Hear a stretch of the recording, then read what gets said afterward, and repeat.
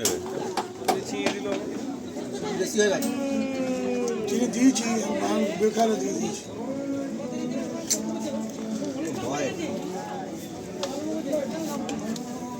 সঙ্গে দিলাম দিয়ে চা রেডি।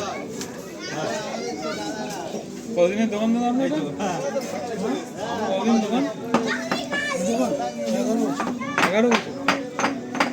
তখন সমুদ্রের কাছে ছিল নাকি আরো? না, এখানে তো বালি ছিল, ওই আপনার পাহাড় ছিল, এখানে একটা পাহাড়, বালির পাহাড় ছিল। এখানে কেউ ভয়ে আসতো না অ্যাকচুয়ালি।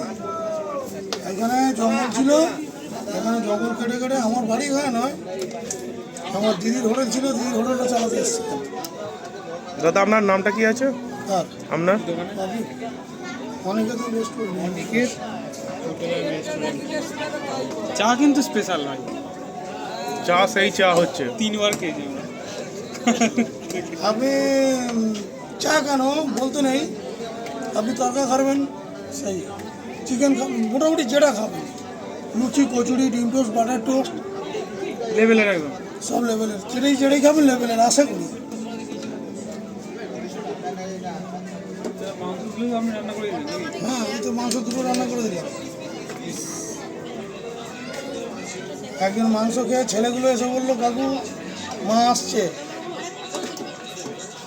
কী দিয়ে মাংস রান্না করেছো, ছেলেটা বলে গেল। আর একজনকে বলছি, বলে কাকু মাংস সেই হয়েছে একদম, এরকম বললো। শুনুন দাদা, এই এখন কন্টেস্টের বাজার, এখন ঘটনা হচ্ছে, যদি আমি আগাগোড়াই কোয়ালিটি ভালো করি, মামুনি, মামুনি, আর যদি কোয়ালিটি ভালো না করি তাহলে কী হবে বলুন তো, ঝাল খেয়ে যেতে হবে। কম লাভে বেশি সেল দিয়ে পয়সা তুলতে হবে। 1 কেজি দুধ 80 টাকা দাম, হ্যাঁ 80 টাকা দাম। বেশি আবার আমাদের ওখানে। আমার 1 লিটার দুধে কটা চা হয় বুঝতে পারছেন তো? চায়ের ঘনত্ব পাস করে চালাতে হচ্ছে। কম্পিটিশন না সব